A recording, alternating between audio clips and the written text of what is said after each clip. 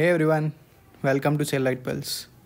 ఈరోజు మనం cinematic story టెల్లింగ్లో చాలా పవర్ఫుల్ టూల్ అయిన బీ-రోల్ గురించి తెలుసుకుందాం.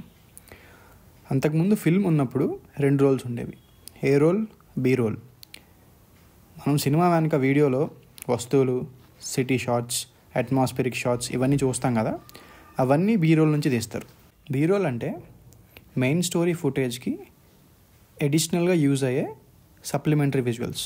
మోస్ట్లీ బీ-రోల్స్ వల్ల సినిమాటిక్ అట్మాస్ఫియర్ క్రియేట్ అవుతుంది, యాంబియన్స్ మొత్తం మనకి క్లియర్గా అర్థమవుతుంది, చుట్టుపక్కల ఏం జరుగుతుందో వివరంగా కనపడటానికి యూజ్ అవుతుంది.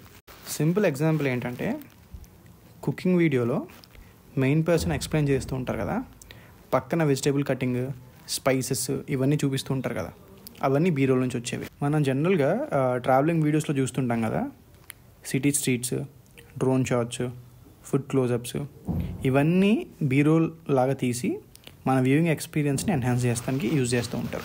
ఒక సింపుల్ ఎగ్జాంపుల్ నాకు స్టిల్ గుర్తుంది ఏంటంటే, హర్ అని ఒక మూవీ ఉంటుంది. దాంట్లో హీరో వర్చువల్ అసిస్టెంట్ ఆ వాయిస్తో లవ్లో పడిపోతారు అనమాట. అప్పుడు వాళ్ళిద్దరు మాట్లాడుకుంటూ ఆ వాయిస్ అసిస్టెంట్ అంటుంది అనమాట, it is ending, we are all going to end అంటే, అక్కడ నుంచి సడన్గా కట్ అయ్యి పక్కన చిన్న ఫర్నిచర్ దగ్గర డస్ట్ లాగా పడుతూ కింద పడిపోతున్నట్టు చూపిస్తూ ఉంటారు.